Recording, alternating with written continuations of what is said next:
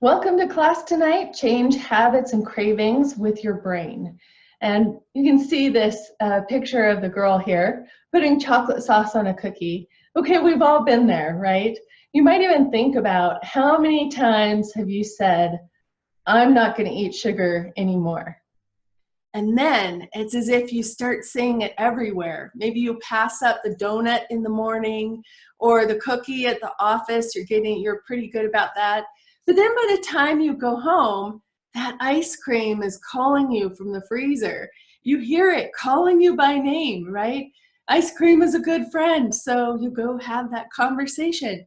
But then we go into a cycle of guilt or self-blame or berating ourselves.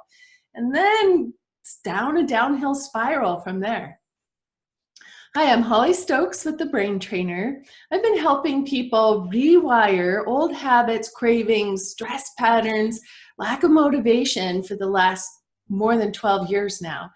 And we can recognize that some of what's going on in the brain is automatic. That's why it can feel hard to change. So as we go through the course tonight, I'm going to be sharing with you some of the skills and tools that you can start using to take charge of what your brain is running automatically in the background, but also to understand a little more about how the mind works and give you some practical tools that you can start using to shift your own habits and cravings. So most of us know what is healthy, but what really gets in the way are these cravings. And cravings, they're not logical and rational. It's like, I know I shouldn't do this, but here I go again, right?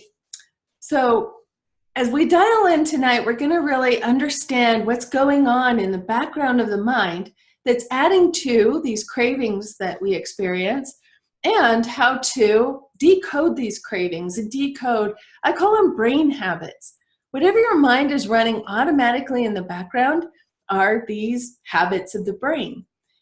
And so as we decode those and start shifting and changing those, life, health, our choices, daily life choices can get easier as we go forward. So sometimes we even feel sabotaged, like it's the angel on one shoulder, the devil on the other. I know what to do, I just can't make myself do it. Or here I go again.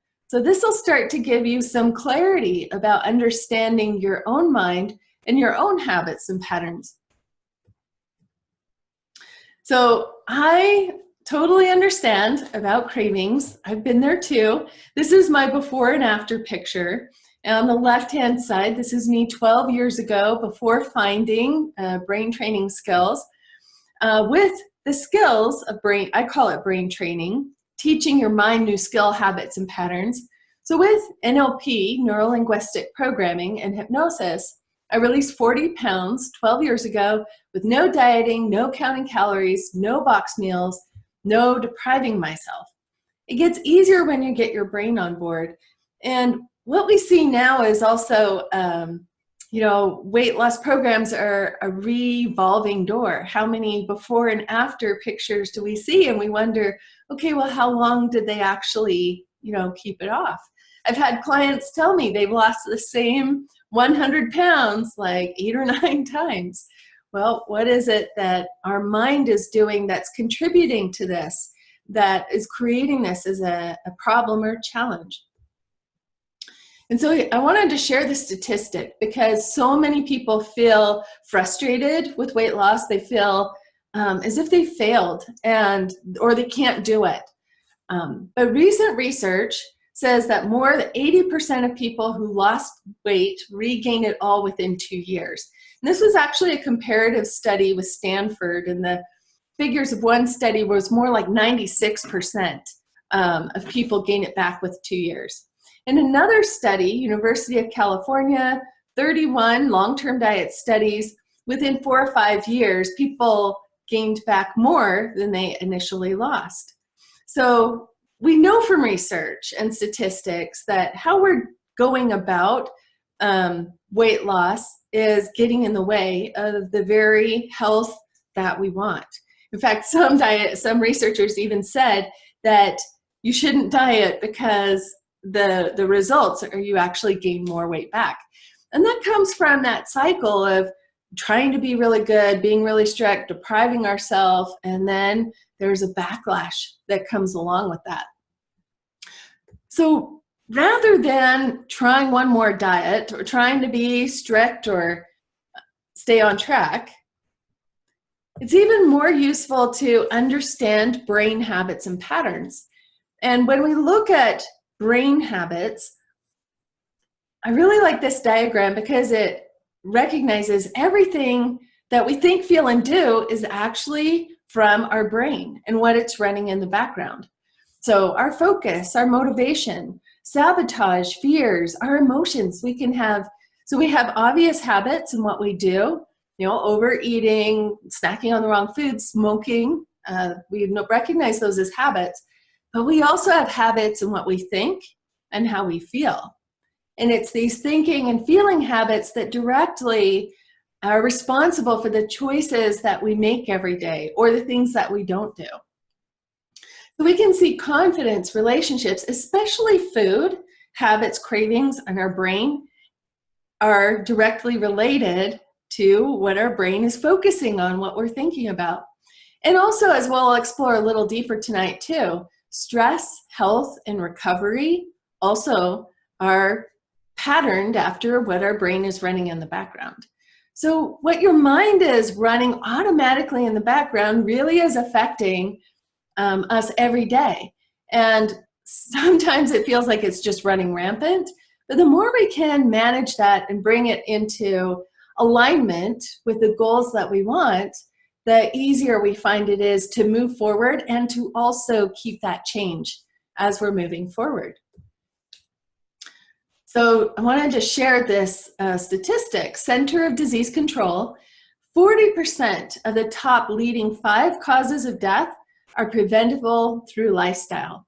This is millions of people every year that could be helped by simply making lifestyle changes. Now, some other statistics, pretty drastic. 1 in 2 Americans has a chronic illness. Now, there's a lot that's lumped into chronic illness, including heart disease, including autoimmune, including diabetes. And 1 in 5 Americans has an autoimmune. That's where the immune system is even attacking the body's own tissues, but causing like inflammation, joint pain. There's a whole range. In fact, there's 100+ different autoimmune disorders in that classification of autoimmune. So there's something that's going on in our culture, in our day-to-day life that is affecting our health, our wellness, and Center for Disease Control recognizes these deaths or our conditions are partially preventable through healthy lifestyle change. So I like these statistics because it really drives this home, that we can recognize there are things, sometimes we feel like our health isn't within our control, but if you were able to make some lifestyle changes and improve a chronic condition, reduce your pain by even just 15%, 20%, would it be worth it? Yeah, it would be worth it because it would increase the quality of your life. So recognize that making lifestyle change can be a powerful part of your health and your recovery, as well as it could even prevent death for some people. So we know, yes, making lifestyle change is important. Oops. And here there's a couple on a bicycle, just illustrating how we can create a more healthy, active lifestyle. So here's all of the benefits. I wanted to just briefly outline these. By making lifestyle changes that last through time, you can feel increased energy, reducing body aches and pains, of course, release weight naturally. So it's not about dieting, it's not about depriving yourself, it's about creating healthy habits. And we're going to talk about this a little more.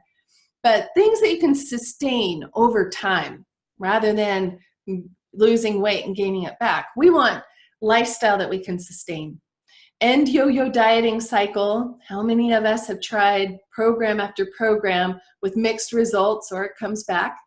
You can even rebalance your sleep cycle through healthy lifestyle changes, improve your mood, rebalance your hormones, even reduce the need for medications. A lot of doctors recognize that lifestyle change is important, but before they tell people to create change, lifestyle change, they are more likely to write a prescription. And why? Why is that? Well, because they don't believe people have it in them to actually follow through with the change.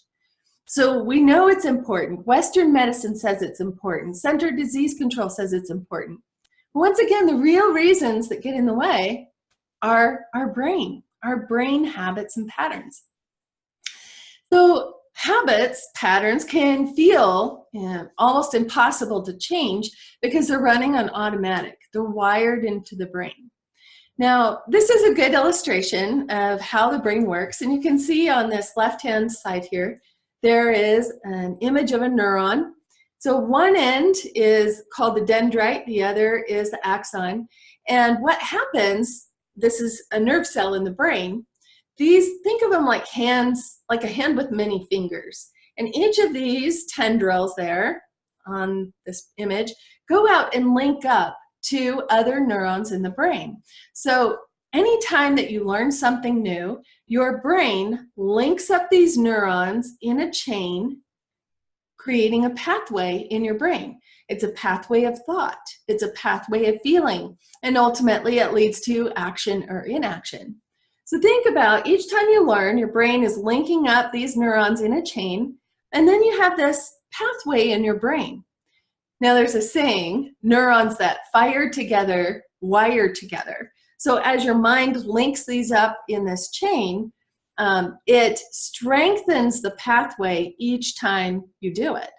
So you might even think about some of the habits. Some habits that we have are obvious ones that work for us. We don't have to relearn tying our shoes every time we want to put our sneakers on. We don't have to relearn driving the car. These things run automatically, and that frees up our mind, our attention, our learning power to learn other things. So habits are meant to help us and to simplify what we focus on in life. Now, there are obviously bad habits that are working against us that we would like to change. So this is what we're up against, is that these pathways, anything that the mind repeats, mind, thoughts, feelings, body repeats, the brain will start to run more and more automatically until it becomes a default pathway. When it's triggered, it just runs through the pathway, and whether that's a thought pattern, a feeling pattern, or a habit, and you'll see how these are interconnected as well, that this is how things get wired into running automatically. Okay, so we can recognize if we want to change our habits, we need to actually change our brain wiring. We need to link up new neurons in a new chain or to somehow interrupt this habit pattern. So here's the good news. Think of your health, your energy for your life. Think of your mood, how you think and feel on a daily basis. Think of it as a collection of habits. Now, when we put it into that context, it simplifies it. It sounds more doable. We are creating new habits all the time. We're actually even sometimes replacing habits all the time. But think of it as collecting habits for your health.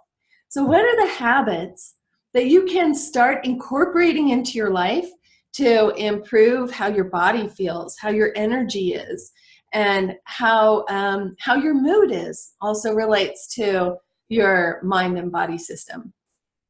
So here's kind of a quick tip. A recent research study showed, this is on one of my blogs as well if you want to check the research, that by doing just 15 minutes of exercise after a meal will help your body rebalance its blood sugar. So 15 minutes, and they even found working with diabetics that this 15 minutes of exercise after a meal reduced the need for insulin. So what they found is the pumping action of movement, whether it's walking, bicycling, just moving your body, actually that pumping action in the muscles helped the body to utilize the insulin and to manage the blood sugar more effectively. So once again, just think of, okay, what are some small habits that you can start adding into your life that can have an effect on your health, your well-being, your patterns, your stress, and that you can start adding in to creating that lifestyle change. So here's how we can actually add in a new habit. There is a formula to doing that. Now this adding in a new habit comes from the field of NLP, stands for neurons in the brain, linguistic, or language patterns, and programming refers to our past history.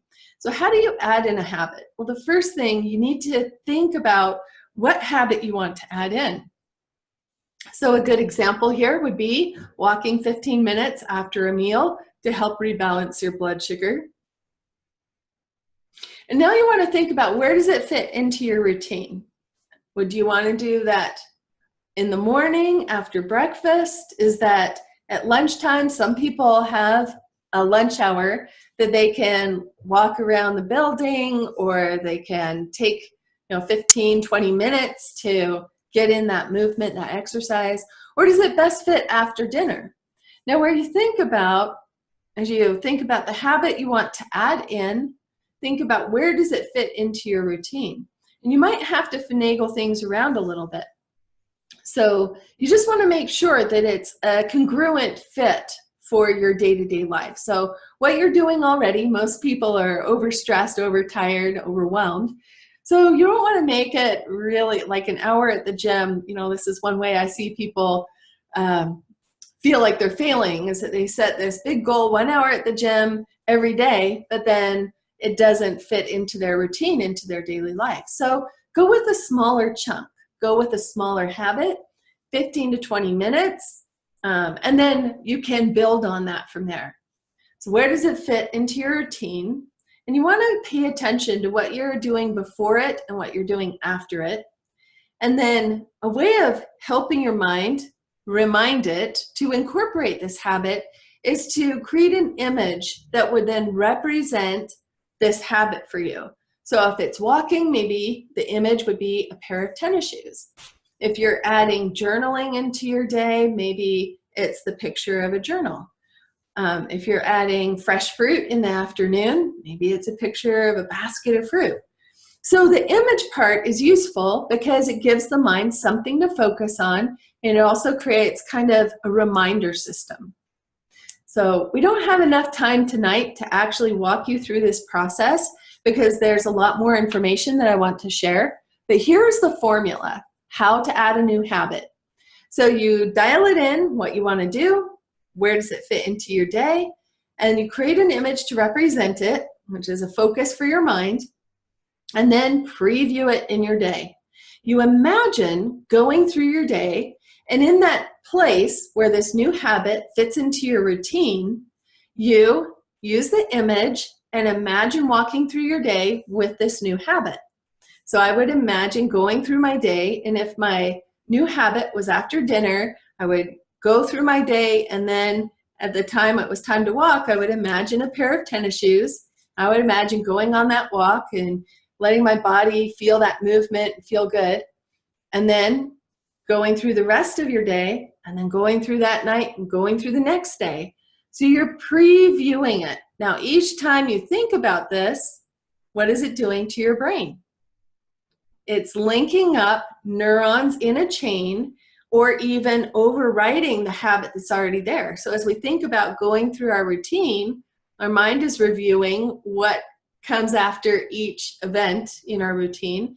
And then when you add that image, it's essentially creating a reminder system in your brain to link up what to do in this place of your routine.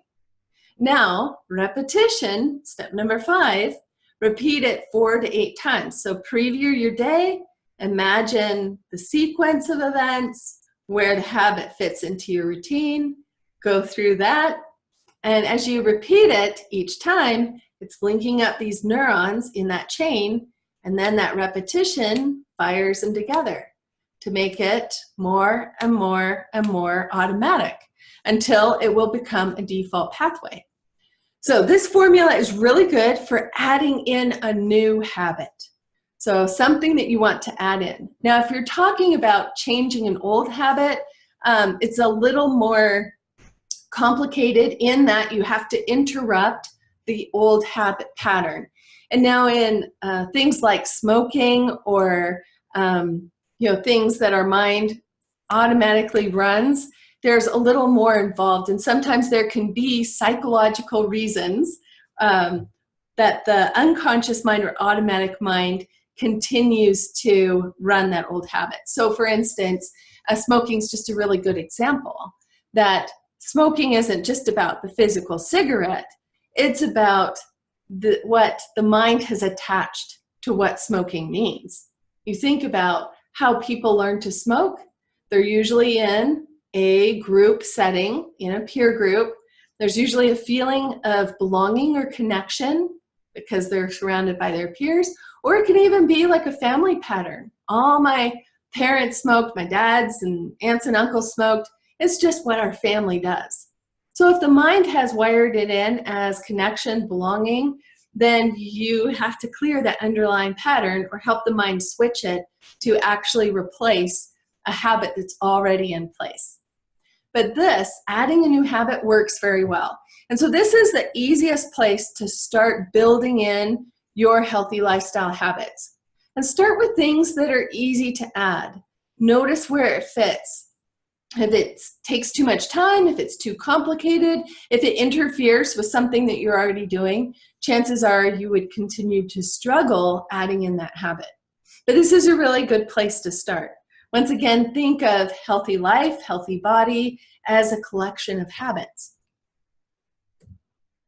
All right, so now, so that's on changing a habit, but now we want to recognize that we can also have food habits and food cravings. So to illustrate this, foods and meanings, kind of think about what food habits and cravings you notice. So I'm going to share my story here of chocolate chip cookies. When I moved to Portland, this was about 10 years ago, I moved to Portland, or even 12 years ago, I was craving chocolate chip cookies all the time. And it was not just craving eating them, I was craving the whole process. So getting in the kitchen, putting the ingredients, mixing, baking cookies, and I had a couple roommates at the time, and I was baking cookies, but it was like an everyday thing. I craved baking cookies. I craved baking cookies. And it was a habit I couldn't seem to get myself out of. And when I kind of gave it some reflection, because I was busting out my pants, I had to go buy a new pair of pants. And I said, okay, Holly, you got to get a hold of this. What is going on here? So at the time, I was going through hypnosis and NLP certification, and I recognized a lot of our habits in our daily life really stem from internal automatic patterns that are running or going in the background. So I just said, okay, Holly, you got to get a hold of this. And I took my attention internal. I asked, okay, what is it going on about cookies? Why do I have this reoccurring craving and this habit for making cookies? And I just gave it some quiet reflection. And what came to mind was a memory. I grew up in a big family. We had 5 kids, and it was dark and stormy outside. And all of us kids were in the kitchen, laughing, talking, and eating, yes, chocolate chip cookies. So when I grew up, I was the queen cookie maker in my house. And I knew that recipe for chocolate chip cookies. I had it memorized by the time I was in 2nd grade. In fact, I took the recipe to class and I'd forgotten to bring a recipe, so I had to write it down from memory. But I made it often enough that it was easy to remember. So I was craving chocolate chip cookies. Now, when I moved to Portland, what happened is Portland in Utah, well, let me back up. So in Utah, it's sunny all the time, like 360 days of sun in Utah. And the days that it rains are dark and stormy, And those are the days that we didn't play outside. We were inside, and we'd do something like making cookies. So now when I moved to Portland, my brain was linking up, oh, it's dark and stormy outside. It must be cookie time. It's cookie time. So every day, of course, rainy is rainy as often as Utah is sunny. And every day my brain is going into cookie mode. It's cookie mode. It's cookie mode. So you can see that one, I call it a trigger or a cue for the brain to run the habit was, environmental. It can be about something like the weather. My brain had linked up cookies along with rain, and then each time it rained in Portland, my brain was running that habit. So that's one way to start recognizing what are your food habits, what cravings do you notice. Now there's a deeper recognition to this, that we can look at cravings. I call it even decoding your cravings. And this is where you might want to get out a sheet of paper and on one side write what food habits and cravings do you notice, and then on the other side, what emotional drivers. Now I'm going to talk more about that in a moment. But if we start to you can go through and recognize what habits and cravings do you notice. Well, in this situation, and on this paper, you want to line out each craving or habit has its own line, and then we're going to dial it in and see what emotional drivers are connected. So in this situation, the story about me and chocolate chip cookies, when I was growing up, I was the queen cookie maker. I was the middle child, so I often joke I'm the one that people forgot about, but I learned how to be very independent and do things on my own. But when I made chocolate chip cookies, I was the center of attention. My whole family gathered around me. Everyone had to ask me for the cookie dough. I got to say who brought cookie dough and who didn't. And I was the center of attention. So fast forward to moving to Portland, my the whole social environment changed when I moved to Portland. And instead of being surrounded by family and friends, I was now I had a boyfriend that lived an hour and a half away, and I was with roommates that I was just getting to know, but I didn't feel that connection. So when you look at the deeper meanings attached to the foods, the things that you're craving, or these food habits, you can recognize underneath it, one level was the environment, the rain, but at the underlying surface, the emotional driver was really about feeling connected with my family. And here you can see the meanings that cookies, what did a cookie mean to me? Well, it meant that I was talented, I was creative. I was often told, Holly, these are the best cookies I've ever had. In fact, I remember one summer, my mom had a store on Main Street in Logan, and we did summer arts fair, and I made up a big batch of cookies, and I sold them, I think, 50 cents a piece, and I actually made $50 in about 3 days. That's a lot of money for a kid, way back then. I'm dating myself. So cookies, for me, really represented being talented, creative. It really was about family, love, connection, reward. So as we go through life, our brain is linking up these meanings along with the things that we experience in life.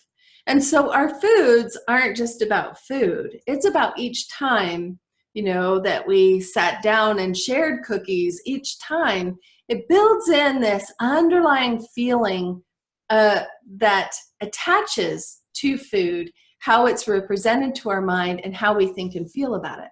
And of course, how we think and feel then directly leads to what we're motivated to do or not motivated to do. If we have positive feelings about something, we move toward it. So obviously, cookies and reward. Yes, there's the initial, it tastes great, and our brain is geared or wired to that. But at the deeper level also, this is where the psychological addiction comes into focus. is that it's really about these underlying feelings that are attached to the foods that we experience. So this is an illustration of the layers of the mind and how our mind works. Now, the illustration of the iceberg is a really good analogy to this. And you can see this arrow pointing to the top part of the iceberg. So that's where we make our goals and plans. I am going to eat healthy this time. I'm going to, well, the bad way to say it is not eat sugar anymore, because it actually focuses your mind on sugar. But if we were going to say something, I am going to eat healthy, I am going to make positive choices. So we do that at the conscious level. But then what's going on under the surface, and we call it the unconscious mind. I like to talk about it as the automatic mind. So whatever our mind has incorporated into the habits and patterns running automatically in the background are kind of underneath the surface. We're not necessarily very aware of them, but these unconscious habits, behaviors, meanings, associations, patterns are running so much of what we do or don't do on a daily basis. So if we really want to create a change in what program and in how we're operating, we really must address what the mind is running automatically in the background. Now, here's a way to start decoding your own cravings. And on this paper, one side represents the food habits, and then the other side, what are the messages associated. So recognize all of our foods, because of our life experiences, have a past history and an association to them. A chocolate fudge sundae is not just about frozen sweet milk and chocolate goo. It's about every time we sat down with mom and dad over a hot fudge sundae, every church social that we went to that we had a hot fudge sundae. All of this is stored in the background of the mind, in this deeper layer of our history, habits, and patterns. And it attaches these meanings. So what happens if we want to decode our cravings is to recognize that the reason our brain holds on to these habits and patterns is because of the deeper messages that are attached to foods. So think about pumpkin pie. What ideas, meanings come to mind when you think of pumpkin pie? Family, it's the fall season, Thanksgiving, and what feeling is attached there? Connection, support, sharing. So we can recognize for each food habit, there's actually meanings attached to it, which is what the unconscious mind is bringing forward with the craving. I don't know how many times I've heard in my chair as I work with private clients that chocolate means love, M&Ms mean happiness, a Coca-Cola means reward. So think about your food habits, think about the history, and we'll think about the feelings. What are the feelings attached? So our cravings actually are being generated, and just move this up here. Our cravings are being generated from this automatic mind, our habits, our patterns, our history. And if we want to understand at a deeper level, they're actually bringing us information about what we want more of in life. So it's not just about my mind is working against me. It's not just about I can't control myself or I'm wrong for these cravings and habits that are running. But if we want to understand our own mind and work with it in a more productive way, rather than fighting ourselves or getting caught up in the conflict of shoulds and do's and don'ts, we can recognize that cravings as messengers are bringing us useful information about what we want more in life. A good example to share here is had a client come in for an addiction to wine. Now we can talk about addiction, not in the clinical sense, but like I'm drinking more than I should. Okay, so we went through understanding the layers, what's going on, what are the habits that attach, what's going on at the underlying surface. Well, as you might imagine, having a glass of wine was about relaxing after a busy day. Okay, so the mind just needed to learn new ways to relax rather than have that crutch of focusing on the wine every night, right? And so as the mind started to learn new skills, it becomes easy to change up those habits and cravings, and it takes the edge off of the cravings. Now, if we look at as cravings as messengers, what is the message? Well, the wine is really about wanting to relax more. My life is so stressful. I'm not finding time for myself. I just want to relax more. Okay, the chocolate chip cookies, I want to be connected to my family. I want to feel that sense of connection and social support. So instead of just relying on chocolate chip cookies to give me the feeling, I started to call my family every day. Every day, I called a different member of the family. So I was talking to one once a week, but I was making that connection or that taking charge of that connection for me. And then also, as I was developing more friendships, I increased my social support. Now, here's an interesting one as well, that one of my clients, we were having this discussion, what habits and patterns do you notice? And she said, well, I don't know, every day I'm on the computer about like 2 or 3 o'clock.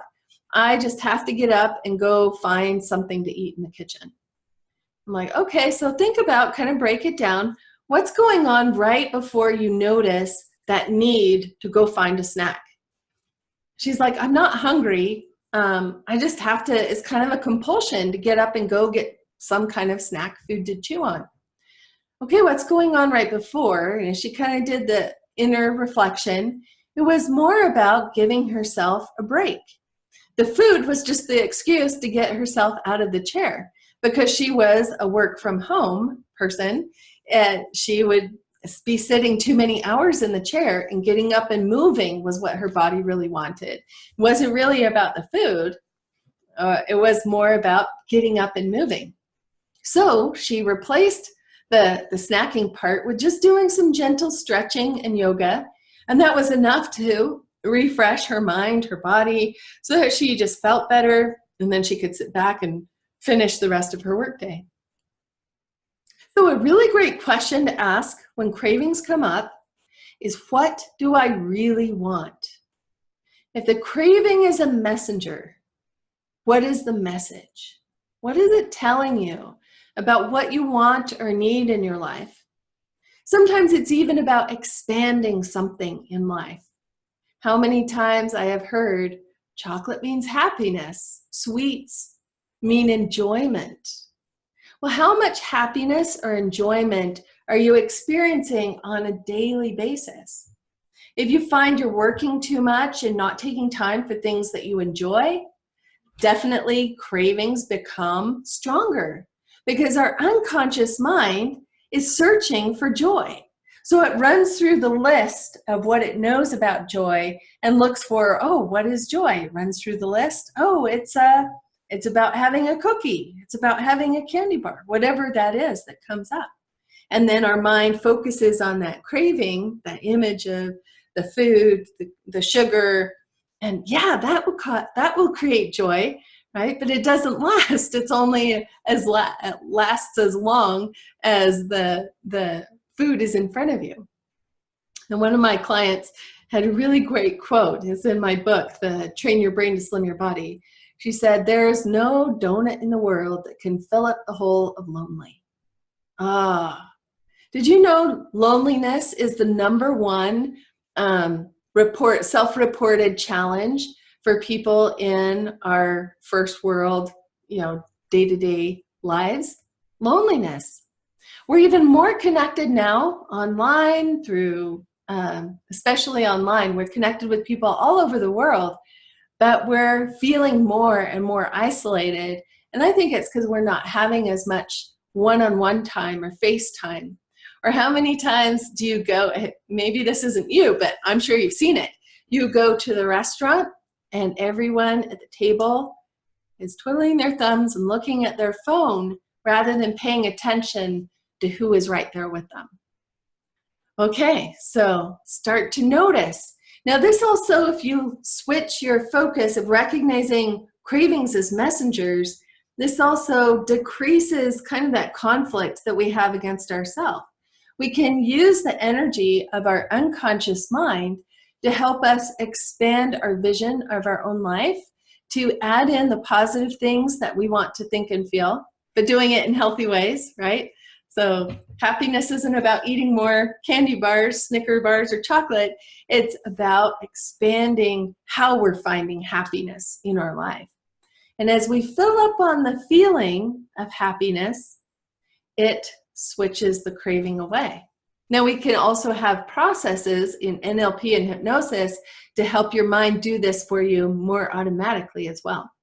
And I'll be talking about that program, A Lighter You, to change these habits and cravings with the mind.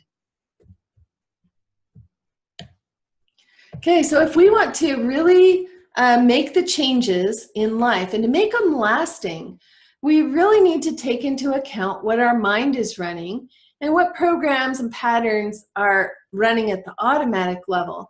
And as we start switching these out, life gets easier, health gets easier, and our daily habits of caring for ourselves get easier. And so here's another reason that people don't stay on track. Sometimes our cravings are run a little bit deeper than just the meanings that are attached to food. Sometimes it is direct sabotage. Part of me wants to and part of me doesn't. And then we feel this battle between these two parts of ourselves. Well, sometimes the deeper meanings that our body holds onto habits, or that we hold on to extra weight, comes from deeper experiences, things that the unconscious automatic mind has learned that it hasn't been updated. It just didn't get the update. A good example of this comes from my friend Rich, and he's also an NLP practitioner, hypnotherapist, but he had been overweight most of his life, and he'd been teased and had really struggled with weight, had tried multiple programs, dieted. Even when he was losing weight, he found he just couldn't maintain it. He'd fall off the wagon. Maybe he'd even have success for a little while, but then, he just couldn't seem to stay on track. So with recognizing that our history affects how we show up in our daily life, he asked that question, why is this so hard for me? Where did this come from? What started this? And what came to his mind was a memory when he was 9 years old of being bullied by a group of older kids. And what went on in the background of his mind was, if only I were bigger, they couldn't pick on me. And it started to run an automatic habit or pattern. We call it a safety program. Now, if you've got a safety program running in the background, extra weight means safe, extra weight means protecting myself. It doesn't matter what program you will do. Your unconscious mind is going to override it and it's going to win. Unless you work with those programming and help the unconscious mind update to where you are now in your life, feeling safe, connected, surrounded by people who love you. Or developing that if you don't feel connected, loved, or safe. Those are things that you can help your unconscious mind start to notice, sort for, and update. So once he made that update to recognizing, then he was able to clear that, and now weight is a non-issue. He doesn't even have to think about it. Yes, he's added some healthy habits, but it's not even a problem or a challenge anymore. So part of it is recognizing whatever your mind is doing, wherever you're experiencing the sabotage, I can't make myself stay on track, I can't do it. There's an underlying pattern that is typically working against you if you're experiencing sabotage.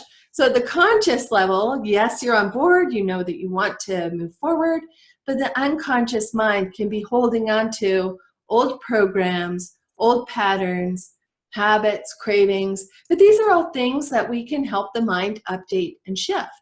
And in fact, the simplest explanation I like to give for hypnosis is helping your automatic mind make the shift. So just instead of focusing on, junk foods or things that aren't as good for you, we can shift it to focusing on salad. I've even had people say, oh, wow, salad just tastes amazing to me. I don't know. I just can't stop craving salad. Or your mind will start shifting to craving healthier foods and finding enjoyment in healthier ways.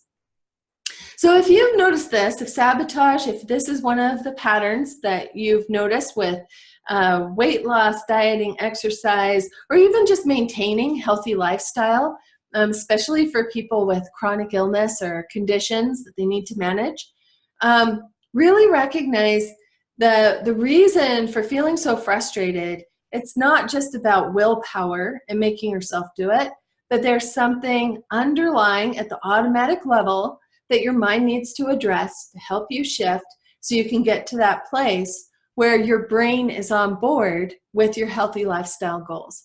So don't beat yourself up about it. So many people have patterns of sabotage because parts of their mind are just not on board with the goals of what they want to accomplish. So you can do this through reflection, asking your mind, or you can also come in for a private session and I'll talk a little bit more about the options as we continue. So sabotage, so many people run into this as a challenge, but don't let it frustrate you. Don't let it make you feel like you're failing. You're not failing. It's just you're not looking in the right place to help your mind get updated or get on board with what you want. Okay, so rather than a diet, I recommend creating a lifestyle you can live with. The truth is, many diets will work as long as you do them, as long as you stay on track with them. But even more useful than a diet or a program is to just create lifestyle change. What are the healthy habits you can add into your life that support your health, your energy, your vitality? And what are the things in your life that bring in that expanded happiness, enjoyment, relaxation, the good things that we want in life?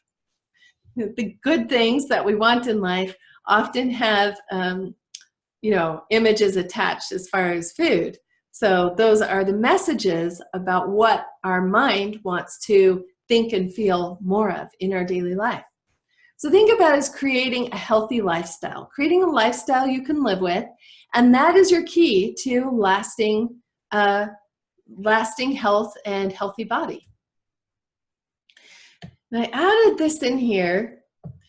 The real reasons that we gain weight are really in the brain, and this is why so many people continue to struggle. Why 96% of dieters fall off the wagon and gain it back within 2 years is because they're not addressing the brain habits and patterns that are actually responsible for sabotage, stress patterns. Stress patterns are a huge challenge with not only our body weight, but also our health. And we'll touch on that a little bit, but also our food habits and our emotions, our fears, and especially sabotage. Part of me wants to and part of me doesn't. So unless we're addressing this level of the brain, we're going to feel stuck or like we're failing. We're just not adding in the right pieces of the puzzle. So, and here I wanted to talk about stress. I wanted to talk about stress as a hidden culprit for a moment because it really plays into how our body responds both to weight, to the situations around us, and especially to health. As I mentioned before, 1 in 2 Americans has a chronic illness. I would say most of it has to do because of stress. That our society, yes, it's faster paced. Things are more convenient, but there's also more demands on our time. There's higher expectations about responding to a text or an email within, shorter and shorter amounts of time. And stress is one example of the direct mind and body connection. Think about the things that cause you stress. Traffic, family, maybe friends, maybe the boss, maybe work. The things that cause us stress aren't going to physically injure us, hunt us down and eat us, but our body responds the same pathway as our evolution learned to experience stress in running from like a tiger or running through the woods. So how stress affects the body. In fact, one of the CDC, Center for Disease Control, research statistics is that 90% of doctor visits are due to stress. We know stress contributes to chest pain, headaches, lowered thinking, hormone imbalances, decreased bone density, decreased immune function. So when our body is stressed, our body is not working on its immune function. And sometimes we're seeing so much stress is overreactive stress response directly relates to autoimmune disorders as well. What I've recognized with my own clients and my own practice, how much these are linked. We know that stress actually makes pain worse. So by decreasing the amount of stress, we can actually build up energy, build up the immune system, rebalance hormones, rebalance the body, and also help the body release weight and create that healthy, the experience of health in our body as well.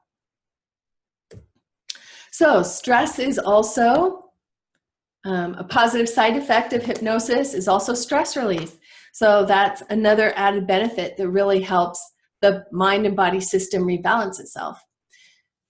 So if you want more information, this is the program on training your brain, how to slim your health and help your body heal. And we go through, I have a 6-week program. We go through changing old habits, changing cravings, changing stress habits and patterns. As I mentioned, this is a big piece of why people are feeling really struggling, is because they're not managing the stress habits and patterns. Also replacing mental blocks, like I shared about my friend Rich. Sometimes there's these old programs, these old mental blocks that are running automatically that will continue to run and cause sabotage unless you help the mind recognize and replace them and help them shift.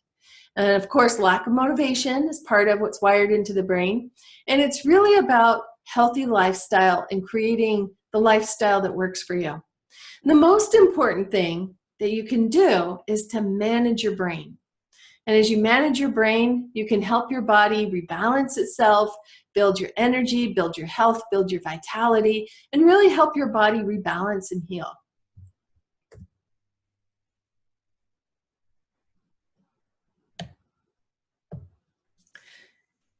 So here's a quick overview. The 6-week program is beginning Thursday, September 20th. We meet online just like we did tonight. There's an email that will go out along with more information and the link where you can see everything that's included in the program. And what's so important about this 6-week program is it directly is helping your mind change its habits and patterns. And one of the ways that we can do this is with hypnosis. As I mentioned, hypnosis, it's about helping your automatic mind switch its focus. There's processes that I have from my own experience in releasing 40 pounds over 12 years ago, but also from teaching healthy lifestyle over the last 12 years, and really paying attention to what are the habits, the patterns, the mental blocks going on for my clients. I've distilled it all down into a complete program to really support you in helping your brain make the shift. So we go through a 6-week program. There's 6 master classes on understanding habits and patterns, cravings, how to change them. Plus, it includes 10 hypnosis meditations to help the mind switch its focus. And it's switching the automatic mind. There is a language specific to the unconscious mind, and you must work in its own language. That's why just repeating affirmations don't tend to stick, because your brain is running other patterns automatically.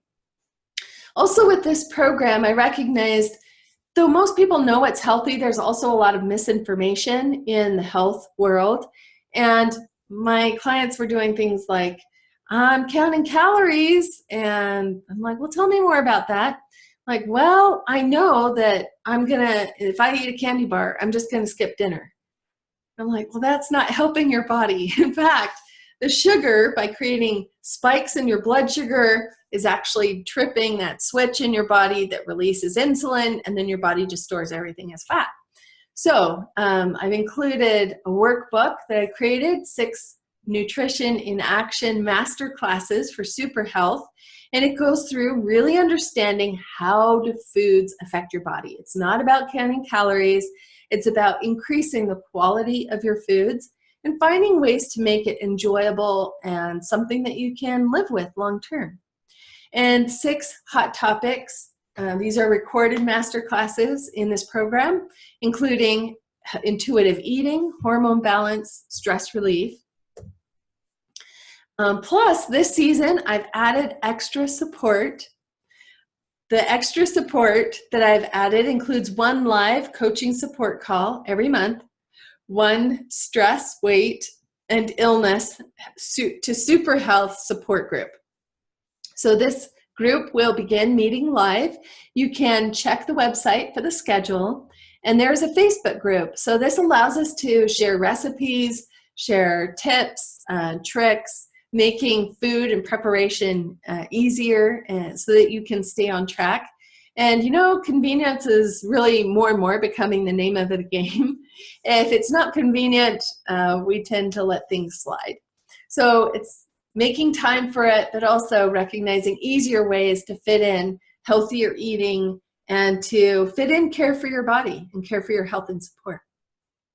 And here's the overview of the program, the 6-week program, plus life support, plus these extras that are also included, 10 hypnosis meditations, the master classes, the special topics.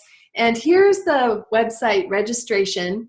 It's a bit.ly, bit.ly / it is case sensitive, capital A, capital L, capital Y, IN 90. That's a Lighter You in 90 Days program. And this season I've actually added some extra months. So you can look to see everything that's included on the website. And I'm happy to answer any questions. So if you are really ready to make lasting change, and think of it as a step at a time, or it's like learning to ride a bicycle. You know, some people are so frustrated with past programs, trying to make themselves stay on track, and then of course the downward spiral. We don't want you to downward spiral. Just think about it's like riding a bicycle. Each time a child falls down, they're getting better and better because their brain is learning more about what works for them, how to keep their balance, how to keep these things in check. And so it becomes easier and easier each time that you try. So you might even think in context of staying on track that you've been doing a lot of learning about maybe what doesn't work or how you're getting out of balance, so that you can bring all of what you've learned into really making this the last time that you need a program. But it's more than a program. It's really a support system. It's giving you the tools and skills to work with your own brain, to replace those mental blocks, change those stress patterns. Once again, stress is a huge contributor to not only our body, our weight, but also our health and our mood and our energy. And the most important thing you can do for your body is to manage your brain. Manage your brain first, even before you trying to stay on track with a program. Just recognize, what is your brain running? You can start making those changes in your habits, patterns, and cravings.